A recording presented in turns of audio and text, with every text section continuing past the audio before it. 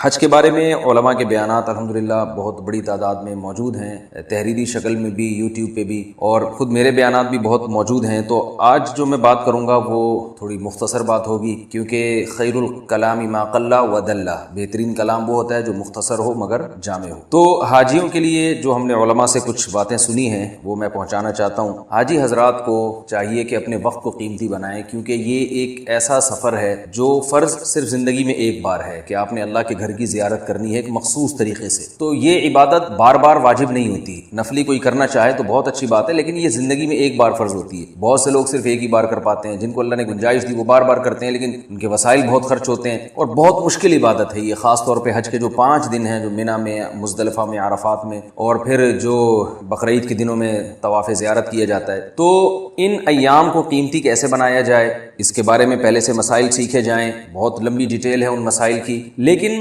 اعمال کا جو کرنے کا جو کام ہے حج کے ایام میں، اس میں ایک بہت بڑی مسٹیک حاجیوں سے یہ ہوتی ہے کہ پہلے سے وہ کوئی شیڈول بنا کے نہیں جاتے کہ ہم نے وہاں کرنا کیا ہے، کس وقت کون سی عبادت کرنی ہے، کس عبادت کو زیادہ فوکس کرنا ہے، جس کا نتیجہ یہ نکلتا ہے کہ حاجیوں کا سارا دن سوچ میں ہی گزر جاتا ہے۔ کیونکہ میں نے بھی حج کیا ہے اور مجھے بھی اللہ نے 3-4 مرتبہ وہاں بیت اللہ کی زیارت کی توفیق عطا فرمائی ہے، تو خود اپنا بھی ایک تجربہ ہے اور لوگوں کے حالات سے بھی ایک چیز سامنے آئی ہے کہ جب تک آپ کسی چیز کی پہلے سے پلاننگ نہیں کرتے تو وقت پہ پھر وہ کام نہیں ہوتا۔ اکثر حاجی حضرات ان کا وقت ضائع ہوتا ہے، سوچنے میں گزر جاتا ہے، آنے جانے میں ہی سارا ٹائم گزر جاتا ہے۔ تو آپ پہلے سے وہاں بیٹھ کے پلان بنائیں کہ ان ایام میں آپ نے کرنا کیا ہے، تہجد کی کتنی رکعتیں پڑھنی ہیں، اشراق پڑھنی ہے کہ نہیں پڑھنی ہے، کتنا صدقات و خیرات کرنے ہیں، تسبیحات کتنی کرنی ہیں، یہ سب پہلے سے اپنے معمولات کو دیکھ کر آپ نے ایک شیڈول تیار کرنا ہے اور کوشش کرنی ہے کہ زیادہ سے زیادہ بیت اللہ کے قریب وقت گزارا جائے۔ لوگ ہوٹلوں میں زیادہ ٹائم گزارتے ہیں، شاپنگ میں زیادہ ٹائم گزارتے ہیں، خریداری بھی ٹھیک ہے، جائز ہے، کوئی حرج نہیں ہے اس میں،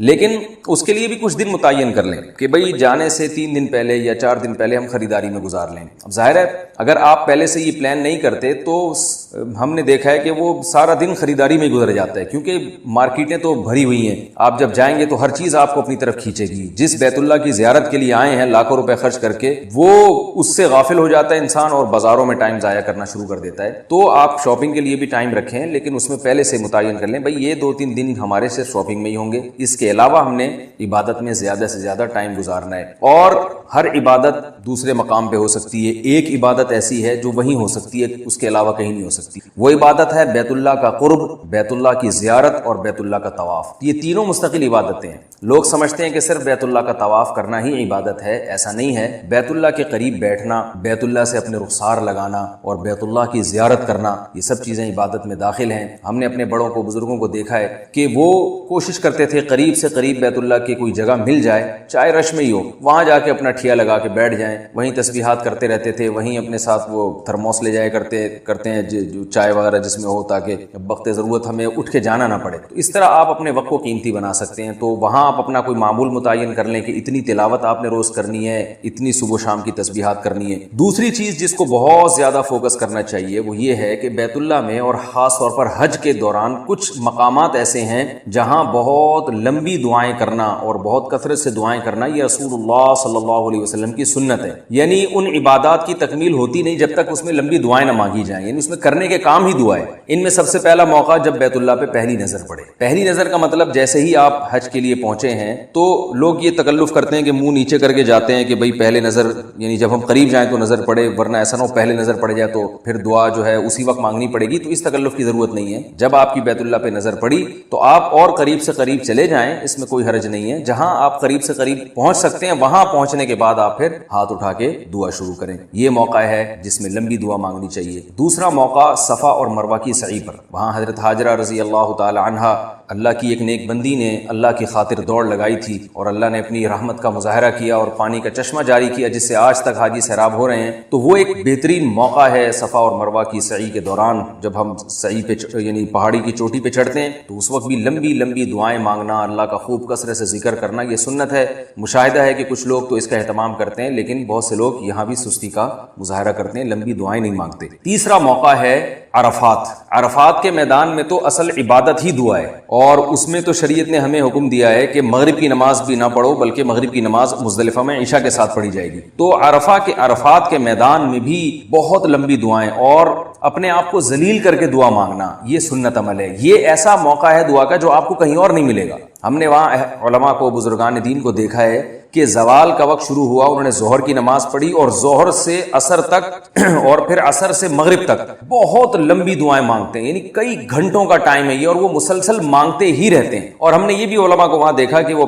اپنے پگڑی اور ٹوپی اتار کے مٹی میں ناک رگڑتے ہیں، اور یہ سنت عمل ہے کہ دھوپ میں مٹی میں ناک رگڑ کے وہاں اللہ سے خوب دعائیں مانگی جائیں۔ لیکن وہاں بھی بعض لوگوں کو ہم نے دیکھا کہ وہ میلے ٹھیلوں میں لگ جاتے ہیں، کہ اجتماعی طور پر ایک ذکر کے حلقے لگ جاتے ہیں، اور اجتماعی طور پر وہ ایک واعظ و نصیحت کی مجلس لگ جاتی ہے، تو یہ موقع ہے دعائیں مانگنے کا، یعنی لوگ پھر دعا سے غافل ہو جاتے ہیں۔ تو عرفات کے میدان میں بھی آپ کو چاہیے کہ آپ خوب لمبی دعا مانگیں، جب تک آپ یعنی عرفہ کا وقوف ہے اس میں خوب اللہ تعالیٰ سے گڑ گڑا کے دعا مانگنی چاہیے، یہ رسول اللہ صلی اللہ علیہ وسلم کی سنت۔ اور چوتھا موقع دعا کا وہ ہے رمی۔ جب ابراہیم علیہ السلام نے شیطان کو کنکریاں ماری، شیطان بہکانے کے لیے آیا، تو ہمیں وہاں پر ایک نشانی قائم کر دی گئی ہے، ہمارے لیے ایک پتھر بنا دیا گیا ہے تاکہ ہمیں پتہ چلے کہ یہاں ابراہیم علیہ السلام نے شیطان کو کنکری ماری تھی۔ تو وہاں شیطان کو کنکری مارنے کے بعد، وہ عبادت کرنے کے بعد وہاں بھی لمبی دعائیں مانگنا، یہ بھی سنت عمل ہے اور دعا کی قبولیت کا وقت ہے، تو اس وقت بھی لمبی دعا مانگنی چاہیے۔ تو یہ چار مواقع پر خاص طور پر دعا کا اہتمام کرنا چاہیے۔ ایک اہم بات یہ ہے کہ لوگوں کو اکثر یہ شکایت ہوتی ہے کہ حج اور عمرے کے موقع پر ہمیں خشوع و خضوع نصیب نہیں ہوتا، کیونکہ رش اتنا زیادہ ہوتا ہے، بھیڑ اتنی زیادہ ہوتی ہے، دھکم پھیل ادھر سے ادھر، وہ اسی میں ہی ٹینشن میں ہی ٹائم گزر جاتا ہے، تو وہ پریشان ہوتے ہیں کہ بھائی ہم سے کیا عبادت ہوگی۔ تو یاد رکھیے یہی حج ہے، آپ جتنا آپ سے ہو سکتا ہے آپ کریں، دل لگے یا نہ لگے۔ یہ جو دھکم پیل اور ٹینشن ہو رہی ہے، یہ سب اللہ کے دفتر میں لکھی جا رہی ہے چیز۔ ایک صاحب عمرہ کرنے کے لیے گئے، آ کے کہنے لگے کہ بھائی میں تو اپنی مسجد میں زیادہ خشوع و خضوع سے نماز پڑھتا ہوں، وہاں عمرے میں تو رش اتنا تھا، مجھے تو وہاں نماز میں خشوع و خضوع ہی نصیب نہیں ہوا۔ تو یہ غلط بات ہے بھائی، ایسے خشوع و خضوع کا کیا کرنا ہے ہم نے جس پہ اللہ راضی نہ ہو۔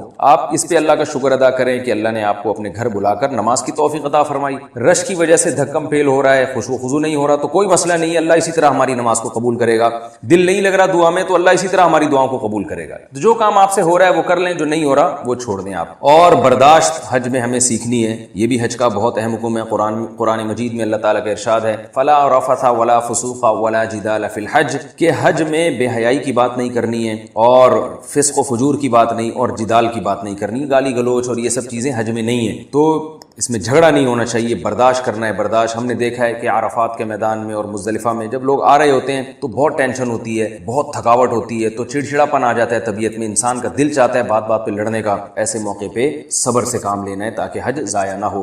اور حج مبرور کی علامت کیا ہے کہ انسان سے گناہ چھوٹ جائیں۔ جانے سے پہلے آپ کی جو کنڈیشن تھی، گھر آنے سے پہلے آپ مکمل چینج ہو چکے ہوں۔ اگر مکمل چینج ہو چکے ہوں گے تو یہ اس کی علامت ہوگی کہ اللہ تعالیٰ نے آپ کا حج مکمل قبول کر لیا ہے، ورنہ جتنی چینجنگ ہوئی ہے اتنا قبول کیا اللہ تعالیٰ نے۔ تو اللہ تعالیٰ سے دعا ہے کہ اللہ تعالیٰ جتنے حاجی حضرات حج کے لیے گئے ہوئے ہیں، اللہ تعالیٰ ان سب کی حاجات کو پورا کرے اور ان کے حج کو اللہ تعالیٰ مقبول فرمائے، اور ان کی دعاؤں میں اللہ تعالیٰ اپنی دعاؤں میں اللہ تعالیٰ انہیں ہمیں بھی یاد رکھنے کی یہ ضروری تھی۔ تو اصل میری بات یہ چل رہی تھی کہ بھائی ایک تو نارمل زندگی ہونی چاہیے۔ یہ جو پجامے اور غریبوں والے ڈریسنگ میں کچھ لوگ گھوم رہے ہوتے ہیں نا پٹپٹیوں میں، ان سے پوچھو جا کے تمہاری آمدن کتنی ہے کمبخت، کیوں پٹپٹی میں گھوم رہا ہے تو؟ اور آمدن کم ہے تو کمبخت 50 سال کا ہو گیا، ابھی تک کم پہ ہی گزارا کر رہا ہے کراچی جیسے شہر میں، تو نے بڑھانے کی کوشش کیوں نہیں کی ہے؟ اور پھر بھی اگر ثابت ہو جائے تو مجھے بتانا، میں زکات میں ایک پینٹ اور ایک اچھی سی شرٹ اور ایک کرتا ایک پجامہ میں دوں گا انشاءاللہ، ٹھیک ہے نا؟ کوئی مشہور آدمی اور پجامے میں گھوم رہا ہو میں دوں گا انشاءاللہ، میں بھی زکات نکالتا ہوں ہر سال الحمدللہ۔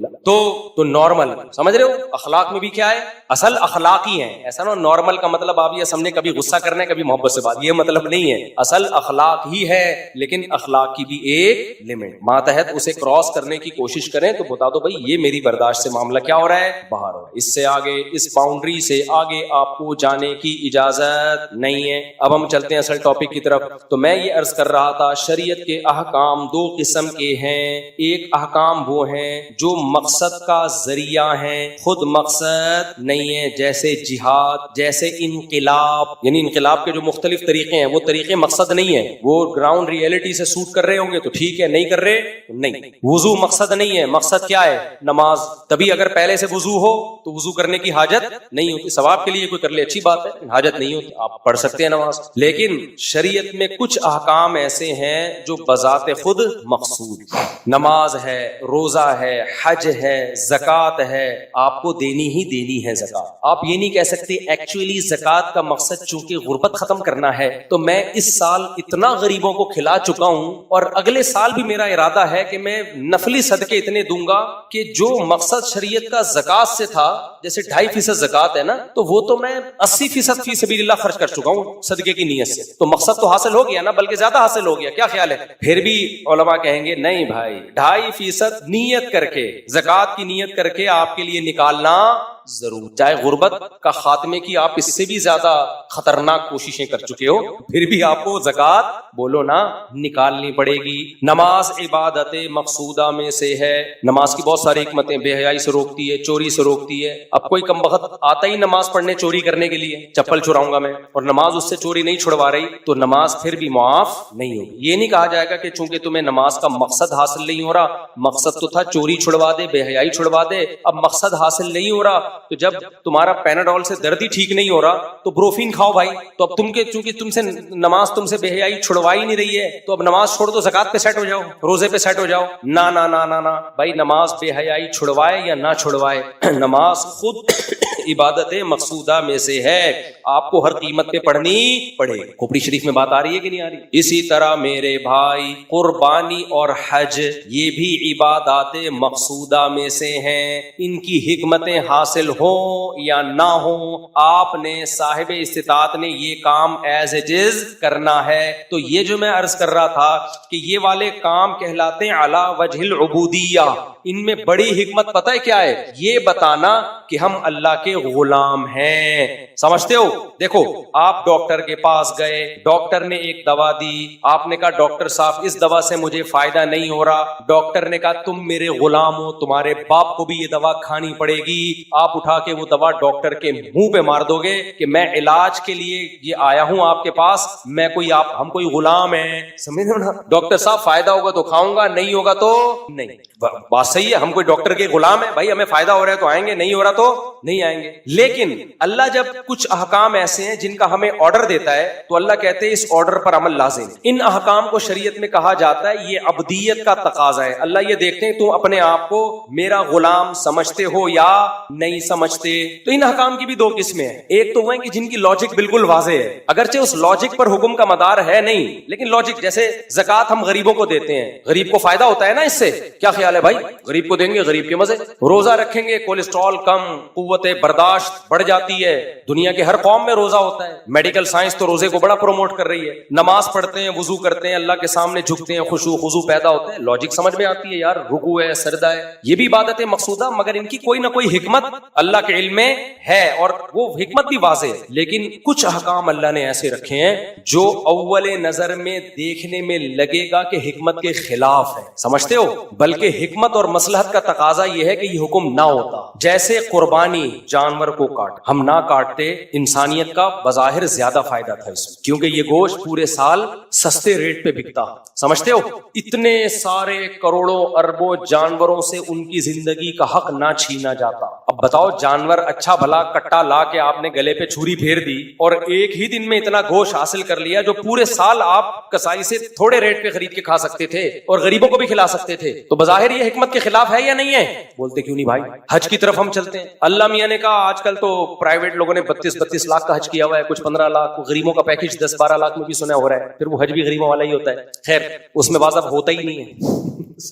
ایسے بھی پیکج ہیں ہمارے یہاں. تو آپ گئے وہاں پہ، اللہ میاں نے کہا 2 چادریں پہن لو. یا اللہ، اس میں کیا حکمت ہے بھائی؟ 2 چادریں. اللہ میاں نے کہا خوشبو لگانے پر پابندی. بھائی خوشبو، بدبو اچھی چیز ہے یا خوشبو اچھی چیز ہے؟ خوشبو اچھی. اللہ میاں نے کہا نہیں، اجازت نہیں ہے. اے اللہ، سر میں جوئیں ہو رہی ہیں، کنگھا کر سکتا ہوں؟ نہیں. اب تو حج بہت آسان ہو گیا نا، پہلے تو 2 مہینے حرام میں گزرتے تھے، لوگوں کے سروں میں جوئیں پڑ جاتی تھی. بال بنانے پر پابندی تھی کہ بال نہ ٹوٹ جائیں. اللہ سر میں جوئیں پڑ رہی ہیں, میل کچیل نہیں, کوئی حکمت ہے؟ دوسروں کو تکلیف ہو رہی ہے پسینے سے, صابن سے نہا لوں, خوشبو والے صابن سے نہیں. اللہ میاں کیا کہیں گے؟ بولتے کیوں نہیں بھائی؟ نہیں. اے اللہ جوئیں سر سے گر رہی ہیں مار دوں؟ نہیں. کوئی لاجک کھوپڑی شریف میں آتی ہے؟ اسلام تو طہارت اور صفائی تو نصف ایمان ہے, اور اللہ کیا کہہ رہے ہیں؟ میلا کچیلا حاجی اللہ کو زیادہ پسند ہے. پراگندہ بال میلا کچیلا, حدیث میں آتا ہے جتنے پراگندہ بال ہوں گے نا, اوٹ پٹانگ بال. اب ایسا نہیں کہ جا کے اسپیشل اوٹ پٹانگ بنا کے جاؤ, اور نیچرلی جتنا میلا کچیلا پراگندہ اللہ کو اتنا زیادہ پسند ہے حاجی. پھر اللہ نے وہاں جا کے کیا کہا؟ سارا مجمع مینا چلا جائے. اے اللہ ڈیوائڈ کر لیں, کچھ لوگوں کے لیے آج مینا اور کچھ مدینہ میں قیام کر لیں, تاکہ کراؤڈ, بھائی عبادت ہی کرنی ہے نا سب نے, تو اسٹیپ بائی اسٹیپ بھی کر سکتے ہیں نا. کیا خیال ہے بھائی؟ ارے ایک کام مینجمنٹ سے ہونا, مینجمنٹ کے بغیر ہونا زیادہ اچھا ہے یا مینجمنٹ سے ہونا زیادہ اچھا ہے؟ تو مینجمنٹ کا تقاضا کیا ہے؟ وہی لاکھوں لوگ ایک ہی دفعہ مینا جا رہے ہوں, لاکھوں لوگ ایک ہی دفعہ وہاں سے کنکریاں مارنے آ رہے ہوں. بھائی کنکریوں کے دن متعین کر لیں, کراچی والے منگل کے دن, جاپان والے کیا خیال ہے بھائی بدھ والے دن, تھوڑا سا سب لوگ کنکریاں مارنی ہے نا. ارے مقصد جب کنکریاں مارنی ہے تو وہ منگل بدھ جمعرات کے ڈسٹینس سے بھی تو ہو سکتا ہے. ایک ہی دن میں سارے کنکریاں ماریں گے, مرتے بھی ہیں لوگ اس میں. کوئی لاجک سمجھ میں آتی ہے؟ اچھا بھائی, اے اللہ ہم اتنی دور سے آئے تو ہم بیت اللہ میں کھڑے ہو کر نماز پڑھ لیتے ہیں, زیادہ سے زیادہ سجدہ کر لیتے ہیں. اللہ نے کہا نہیں, کیا کرنا ہے؟ دیوانوں کی طرح چکر لگانا ہے.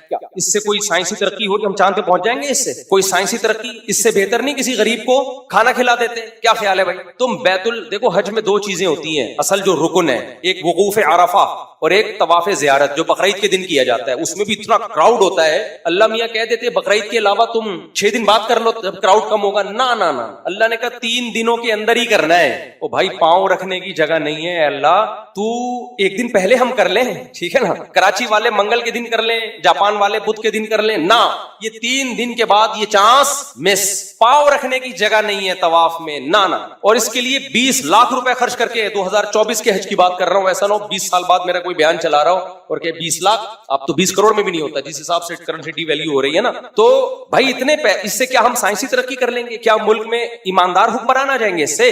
بولتے کیوں نہیں بھائی. انگریز کہے گا یار کوئی وہ کام کرو جس کی کوئی لاجک بنتی ہو. اس طواف سے نہ تمہارے ملک میں ایسا ہو رہا ہے کہ کوئی ایماندار آدمی آ جائے, اور نہ اس سے کوئی جو ہے نا تمہاری اکنامکلی تم مضبوط ہو رہے ہو. پھر ہم وہاں سے عرفات جاتے ہیں, وہاں کیا کام ہے بھائی؟ زوال سے لے کے غروب آفتاب تک یہاں اسٹے کرنا ہے. کیا کرنا ہے اس میں؟ اسٹے کرنا ہے, بس دعائیں مانگو اس میں. اصل رکن اسٹے احرام کی حالت میں. اور پہلے طواف میں کندھا کیا رکھنا ہے؟ ننگا رکھنا ہے. کیا وٹامن ڈی چاہتے ہیں اللہ تعالیٰ ہمیں ملے؟ ابے بولو نا تم, میں بھی تو بول رہا ہوں نا, بس جلدی سے بات کو ختم کر رہا ہوں, بہت ٹائم ہو گیا بھائی. کیا وٹامن ڈی کے لیے حاجی کو حکم ہے کہ دایاں کندھا برہنہ نہ رکھے, وٹامن ڈی ملے گا؟ یہ سارے کام اس لیے کیے جا رہے ہیں انسان کے بچے بنو, ٹھیک ہے نا. خدا تم نہیں ہو, خدا کون ہے؟ میں ہوں. کنکریاں کیوں مار رہے ہیں؟ وہاں شیطان تھوڑی ہے, کچھ بھی نہیں ہے وہاں پہ. شیطان ونس اپون اے ٹائم تھا وہاں پہ, اب تو وہاں سے چلا گیا. 7 کنکریاں مار رہے ہیں ہم, پھر بڑا شیطان, درمیانہ شیطان, چھوٹا شیطان, پھر کل یہ والا شیطان, پھر یہ والا شیطان. وہ پوری ترتیب ہے, پورا پیکج ہے. کیا حاصل ہو رہا ہے اس سے مسلمانوں کو؟ گردے کی پتھری نکل رہی ہے یا بیوہ عورتوں کی شادی ہو جاتی ہے سمل سے.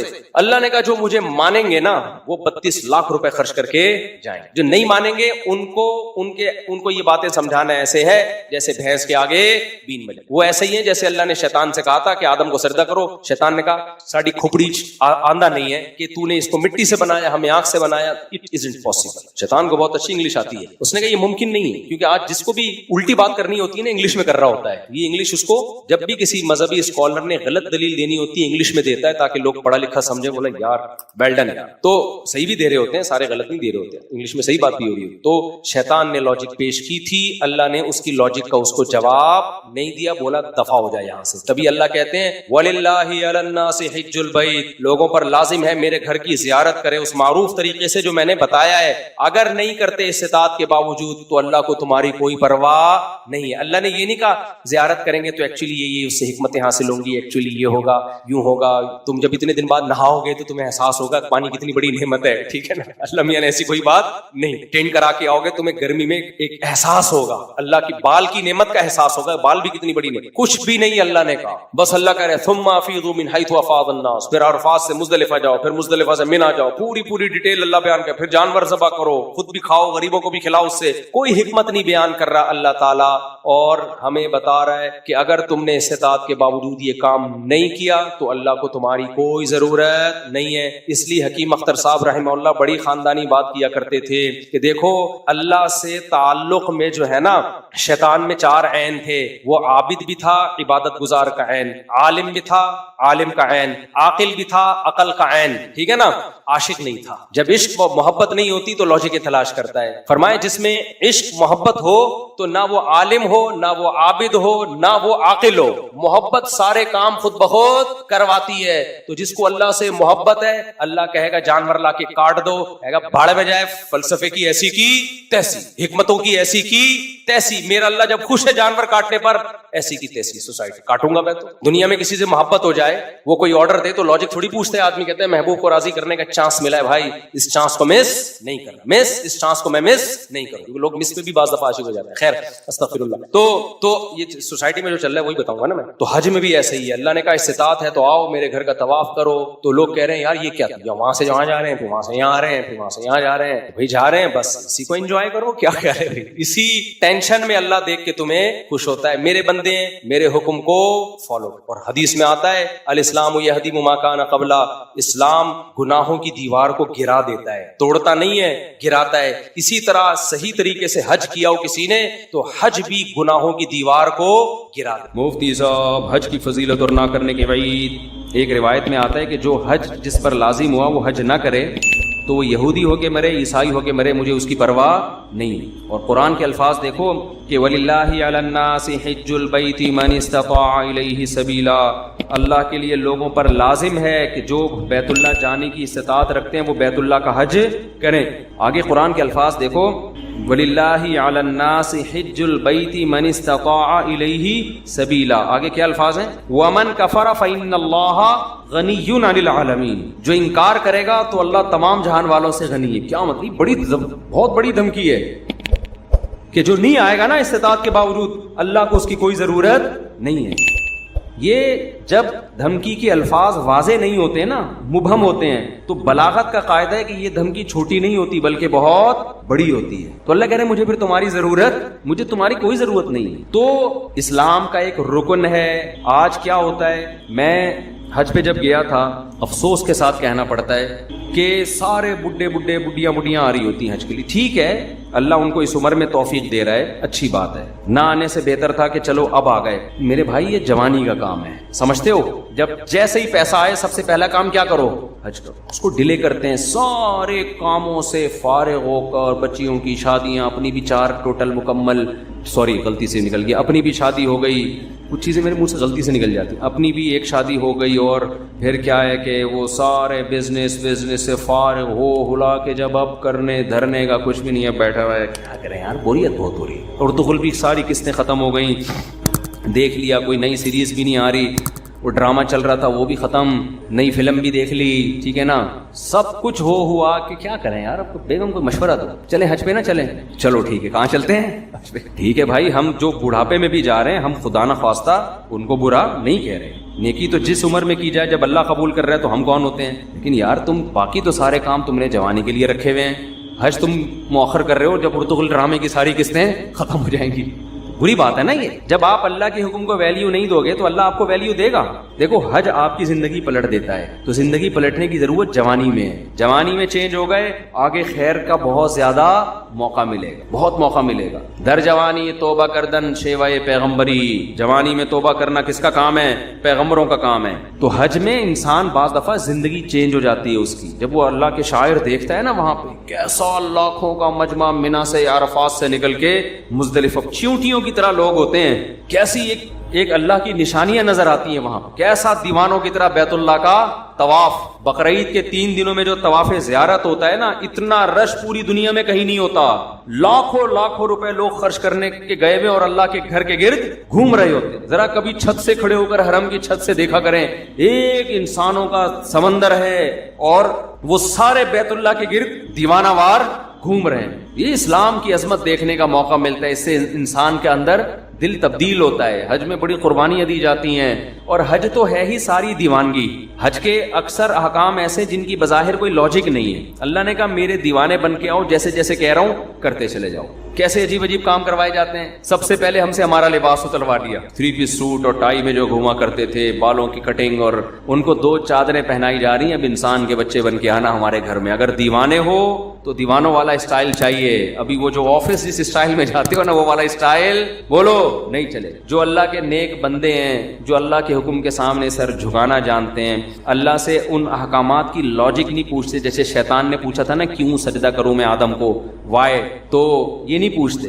ابراہیم علیہ السلام کو اللہ نے حکم دیا بیٹے کو ذبح کرو. یہ حکم بظاہر زیادہ اللاجیکل تھا کہ معصوم بیٹے کی گردن کاٹنے کا حکم دیا جا رہا ہے. شیطان کو جو حکم دیا سجدہ کرو, یہ اتنا اللاجیکل نہیں تھا.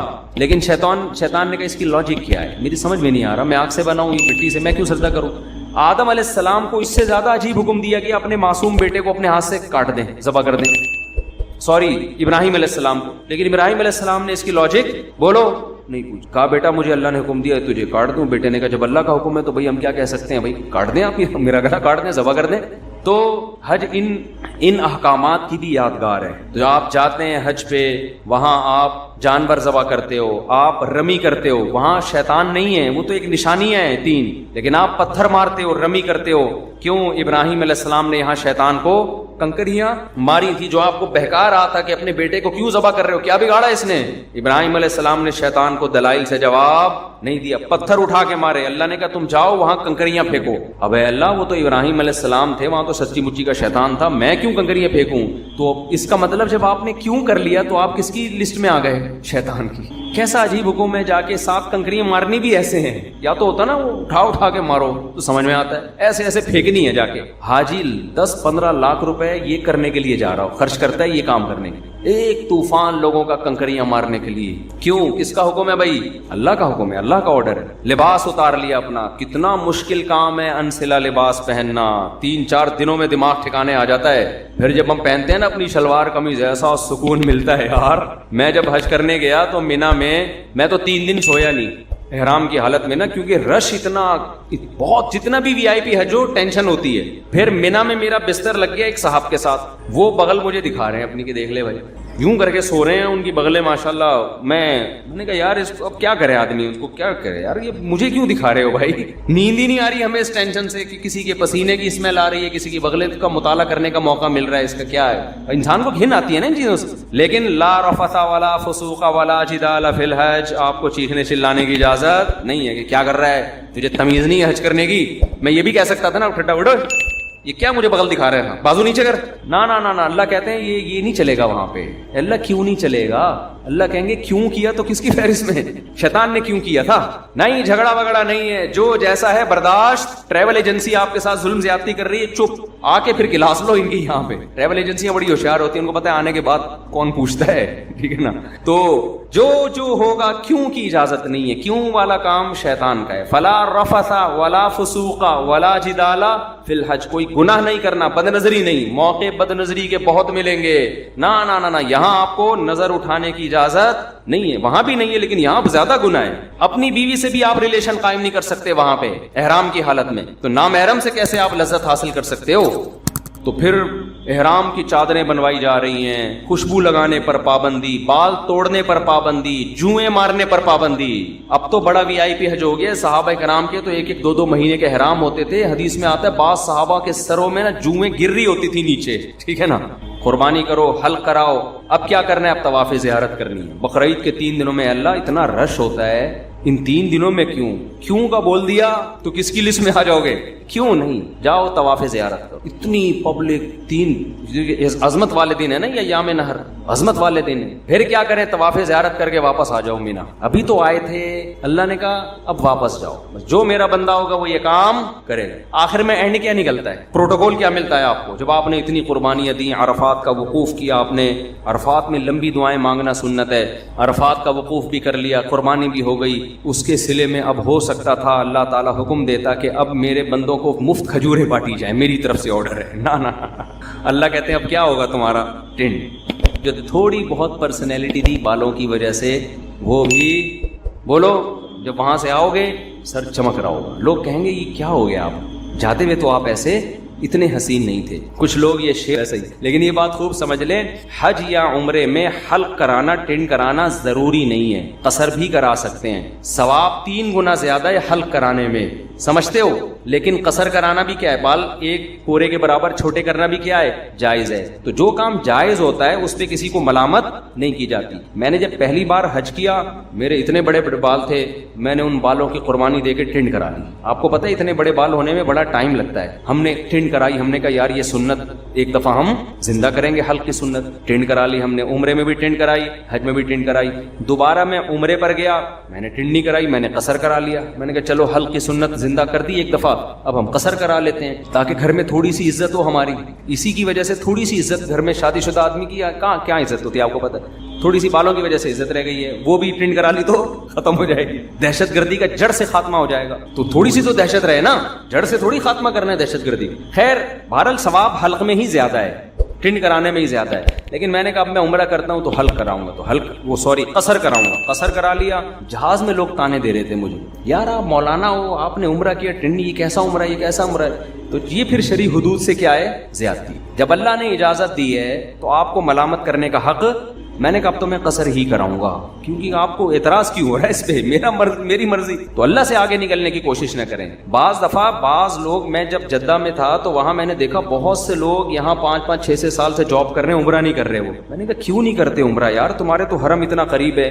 کہہ رہے یار ٹینڈ کرانی پڑے گی, ہم نہیں کرا سکتے. میں نے کہا قصر کرا لو یار. بعض لوگ ٹینڈ نہیں کرا سکتے, ان کو کہہ رہے یار نہیں ہم نہیں, وہ کہہ رہے ہم ٹینڈ میں بہت عجیب سے لگ رہے ہوتے ہیں. تو جب اللہ نے آپشن دیا ہے تو چلو, میں نے کہا یار بالوں کی قربانی نہ دو, یہ تو اللہ نے اجازت دی ہے نا, تو قصر کرا لو. تو ان کو پتہ ہی نہیں تھا کہ قصر بھی ہو سکتا ہے. تو اس لیے آپ حج عمرے سے اس وجہ سے رک جائیں کہ ٹینڈ کرانی پڑے گی, یہ غلط ہے. عمرہ کریں ٹینڈ سے, اگر آپ کو بہت زیادہ نفرت ہے تو بہتر تو یہی ہے کہ کرا لیں, قربانی دے دیں اللہ کی خاطر. لیکن اللہ نے آپشن دیا ہے کس کا, قصر کا بھی آپشن. ایک پورے کے برابر بال چاروں طرف سے کاٹ لیں تو بھی ٹھیک. سمجھتے ہو, تو آئندہ اگر میں گیا تو میرا ارادہ ہے قصر کرانے کا, کہ قصر کرا لوں گا. تو ایسا نہ ہو میں عمرے سے یا حج سے آؤں, آپ بولیں یار یہ تو ویسے جیسے گئے تھے ویسے. آپ کو اعتراض کا حق نہیں ہے. میرے بال, میری ٹینڈ, میری مرضی, میری جیب کے ریال پیسے, میں ٹینڈ کراؤں یا میں قصر کراؤں. ہو سکتا ہے ٹینڈ کرا لوں میں کہ یار قربانی دے دوں, دہشت گردی کا جڑ سے خاتمہ, ایسی کی تیسی. بعد میں دیکھیں گے ہوتا کیا ہے, ہو سکتا ہے یہ بھی ہو جائے, ہو سکتا ہے قصر کر لیں. تو اپنے کسی کے ذاتی معاملات میں دخل انداز, کیونکہ میں پہلے جب عمرہ کیا نا, لوگ مجھے ہر آدمی یہ کیسا عمرہ ہے یار, آپ کے تو سر پہ اسی طرح بال لٹک رہے, یہ کیسا ہے عمرہ ہے یار, یہ کیسا ہے عمرہ ہے یار. تو اعتراض کرنے کی میرے بھائی اجازت نہیں ہے, یہ پھر بدعت ہو جائے گا. سمجھتے ہو, جس چیز کی اللہ نے اجازت دی ہے تو اس کو دیکھو. پیر جمعرات کا روزہ رکھنا سنت ہے نا, نہ رکھے تو آپ کیسے, کیوں نہیں رکھا بھائی سنت ہے ہی اسی لیے کہ کوئی دوسرا طنز نہ کر سکے. یار رمضان کا چھوڑ دے تو آپ پوچھیں یار فرض ہے, کیسے چھوڑ دیں, مسلمان ہو کے روزہ چھوڑ رہے ہو. سمجھتے ہو کہ نہیں سمجھتے؟ تو اس لیے میرے بھائی حج کے لیے پیسے جمع کیا کرو, حج پہ جایا کرو. یہ تو بڑی پیاری عبادت ہے, ایسی یونیک عبادت ہے. یہ دیوانوں کے لیے, اللہ سے محبت کرنے والوں کے لیے اس سے زیادہ ذائقے والی, لطف والی عبادت کوئی ہے نہیں. جب بھی کوئی غیر مسلمان ہوتا ہے, میرا تجربہ ہے, مشاہدہ ہے, اس کی سب سے پہلی خواہش ہوتی ہے کہ مجھے بیت اللہ کا حج مل جائے, کیونکہ اس کے دل میں اللہ کی خالص محبت ہے نا.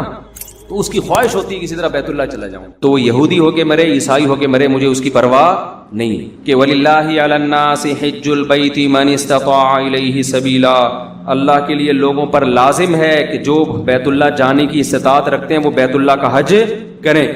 آگے قرآن کے الفاظ دیکھو, وَلِلَّهِ عَلَى النَّاسِ حِجُّ الْبَيْتِ مَنِ اسْتَطَاعَ إِلَيْهِ سَبِيلًا وَمَنْ كَفَرَ فَإِنَّ اللَّهَ غَنِيٌّ عَنِ الْعَالَمِينَ. جو انکار کرے گا تو اللہ تمام جہان والوں سے غنی ہے. کیا مطلب, بہت بڑی دھمکی ہے. مفتی طارق مسعود کے بیانات کے لیے مفتی صاحب کے آفیشیل چینل مفتی طارق مسعود سپیچز کو سبسکرائب کریں. مفتی صاحب حج کی فضیلت اور نہ کرنے کی وعید. ایک روایت میں آتا ہے کہ جو حج جس پر لازم ہوا وہ حج نہ کرے تو وہ یہودی ہو کے مرے, عیسائی ہو کے مرے, مجھے اس کی پرواہ نہیں. اور قرآن کے الفاظ دیکھو کہ وَلِلَّهِ عَلَى النَّاسِ حِجُّ الْبَيْتِ مَنِ اسْتَطَاعَ إِلَيْهِ سَبِيلًا. اللہ کے لیے لوگوں پر لازم ہے کہ جو بیت اللہ جانے کی استطاعت رکھتے ہیں وہ بیت اللہ کا حج کریں. آگے قرآن کے الفاظ دیکھو وَلِلَّهِ عَلَى النَّاسِ حِجُّ الْبَيْتِ مَنِ اسْتَطَاعَ إِلَيْهِ سَبِيلًا. آگے کیا الفاظ ہیں؟ وَمَنْ كَفَرَ فَإِنَّ اللَّهَ غَنِيٌّ عَنِ الْعَالَمِينَ, جو انکار کرے گا تو اللہ تمام جہان والوں سے غنی ہے. کیا مطلب؟ بہت بڑی دھمکی ہے کہ جو نہیں آئے گا نا استطاعت کے باوجود, اللہ کو اس کی کوئی ضرورت نہیں ہے. یہ جب دھمکی کے الفاظ واضح نہیں ہوتے نا, مبہم ہوتے ہیں, تو بلاغت کا قاعدہ ہے کہ یہ دھمکی چھوٹی نہیں ہوتی بلکہ بہت بڑی ہوتی ہے. تو اللہ کہہ رہے ہیں مجھے پھر تمہاری ضرورت, مجھے تمہاری کوئی ضرورت نہیں ہے. تو اسلام کا ایک رکن ہے. آج کیا ہوتا ہے, میں حج پہ جب گیا تھا, افسوس کے ساتھ کہنا پڑتا ہے کہ سارے بڈھیاں آ رہی ہوتی ہیں حج کے لیے. ٹھیک ہے, اللہ ان کو اس عمر میں توفیق دے رہا ہے, اچھی بات ہے. نہ آنے سے بہتر تھا کہ چلو اب آ گئے. میرے بھائی یہ جوانی کا کام ہے, سمجھتے ہو؟ جب جیسے ہی پیسہ آئے سب سے پہلا کام کیا کرو؟ حج کرو. اس کو ڈیلے کرتے ہیں, سارے کاموں سے فارغ ہو کر, بچیوں کی شادیاں, اپنی بھی 4 ٹوٹل مکمل, سوری غلطی سے نکل گیا, اپنی بھی شادی ہو گئی. کچھ چیزیں میرے منہ سے غلطی سے نکل جاتی, اپنی بھی ایک شادی ہو گئی, اور پھر کیا ہے کہ وہ سارے بزنس سے فارغ ہو ہلا کے جب اب کرنے دھرنے کا کچھ بھی نہیں ہے, بیٹھا ہوا ہے. کیا کریں یار, بوریت بہت ہو رہی ہے. اور تو بھی ساری قسطیں ختم ہو گئیں, دیکھ لیا, کوئی نئی سیریز بھی نہیں آ رہی, وہ ڈرامہ چل رہا تھا وہ بھی ختم, نئی فلم بھی دیکھ لی, ٹھیک ہے نا, سب کچھ ہوا کہ کیا کریں یار. اب بیگم کو مشورہ دو, چلیں حج پہ نہ چلیں؟ چلو ٹھیک ہے, کہاں چلتے ہیں؟ ٹھیک ہے بھائی, ہم جو بڑھاپے میں بھی جا رہے ہیں, ہم خدا نہ خواستہ ان کو برا نہیں کہہ رہے. نیکی تو جس عمر میں کی جائے, جب اللہ قبول کر رہا ہے تو ہم کون ہوتے ہیں؟ لیکن یار تم باقی تو سارے کام تم نے جوانی کے لیے رکھے ہوئے ہیں, حج تم مؤخر کر رہے ہو جب ارطغرل ڈرامے کی ساری قسطیں ختم ہو جائیں گی. بری بات ہے نا یہ. جب آپ اللہ کے حکم کو ویلیو نہیں دو گے تو اللہ آپ کو ویلیو دے گا. دیکھو حج آپ کی زندگی پلٹ دیتا ہے, تو زندگی پلٹنے کی ضرورت جوانی میں ہے. جوانی میں چینج ہو گئے, آگے خیر کا بہت زیادہ موقع ملے گا, بہت موقع ملے گا. در جوانی توبہ کردن شیوائے پیغمبری, جوانی میں توبہ کرنا کس کا کام ہے؟ پیغمبروں کا کام ہے.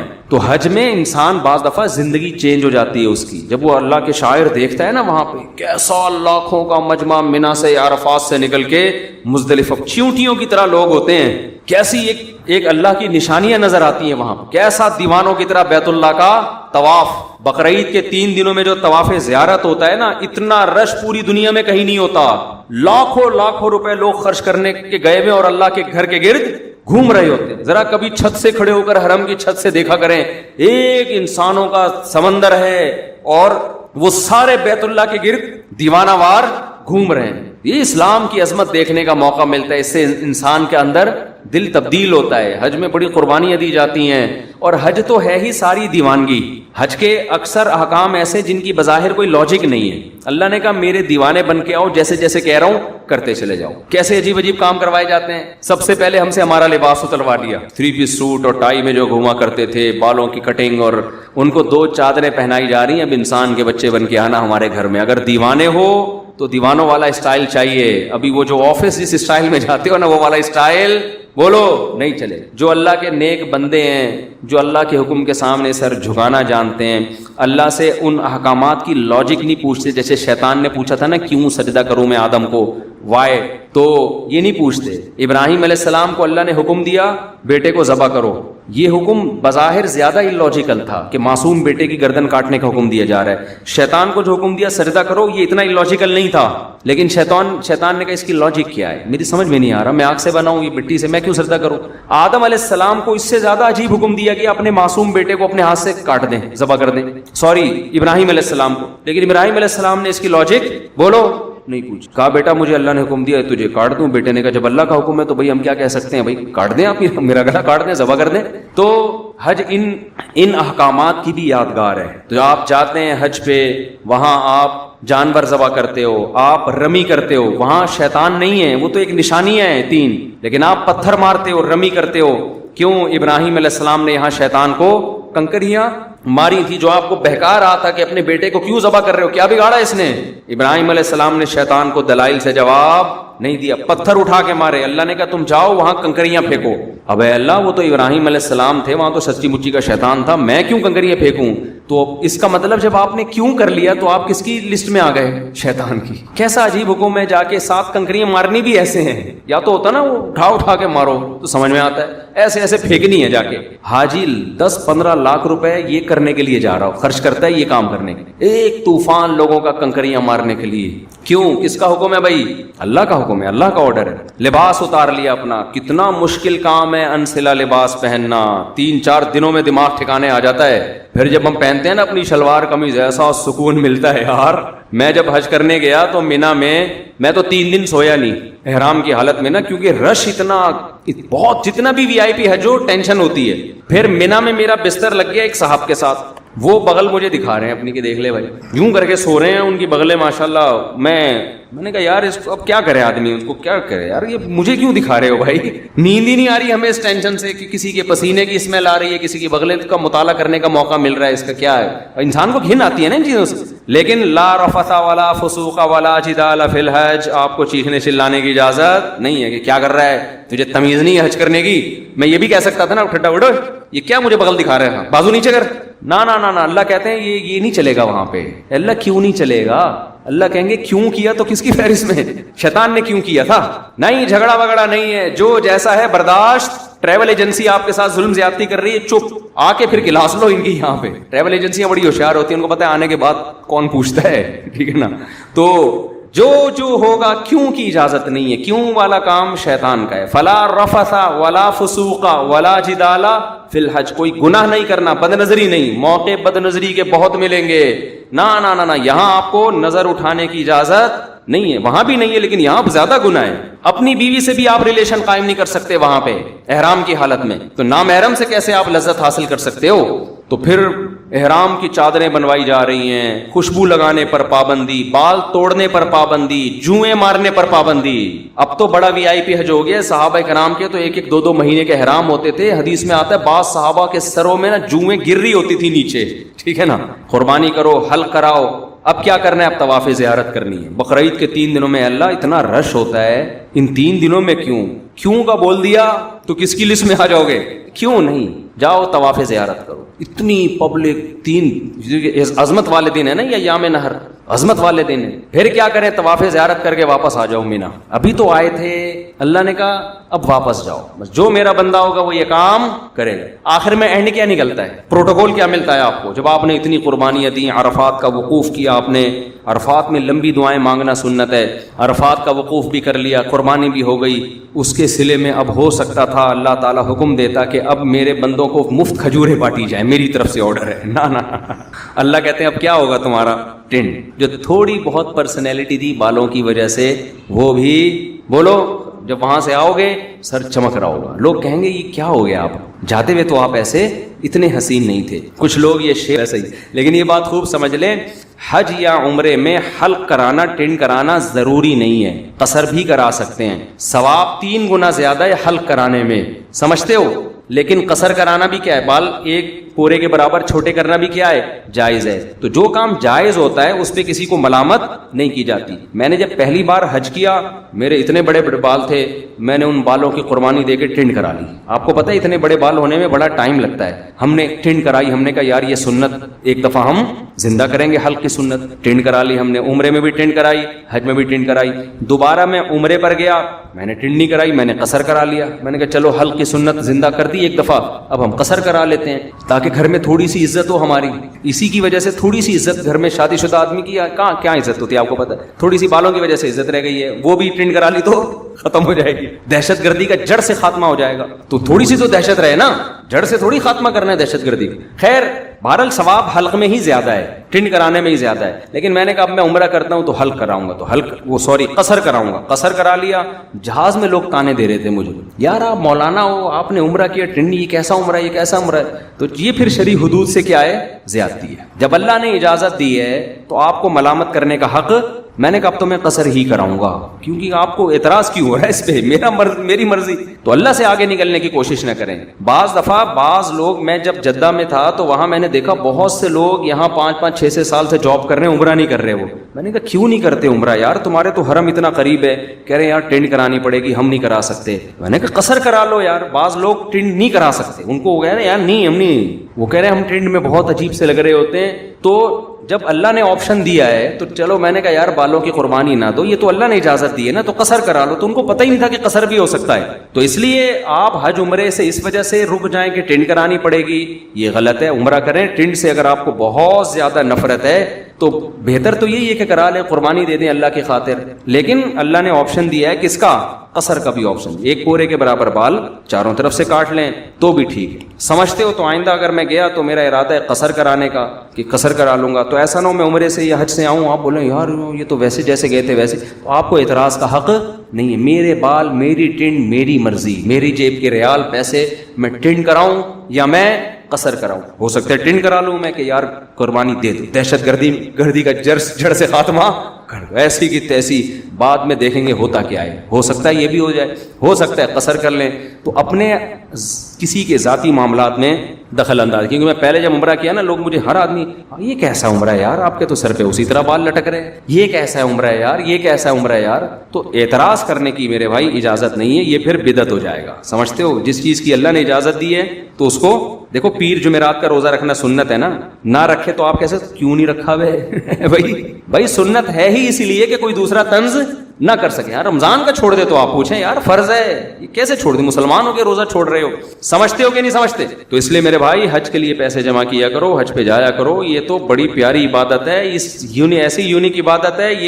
یہ دیوانوں کے لیے, اللہ سے محبت کرنے والوں کے لیے اس سے زیادہ ذائقے والی, لطف والی عبادت کوئی ہے نہیں. جب بھی کوئی غیر مسلم مسلمان ہوتا ہے, میرا تجربہ ہے, مشاہدہ ہے, اس کی سب سے پہلی خواہش ہوتی ہے کہ مجھے بیت اللہ کا حج مل جائے, کیونکہ اس کے دل میں اللہ کی خالص محبت ہے نا, تو اس کی خواہش ہوتی ہے کسی طرح بیت اللہ چلا جاؤں.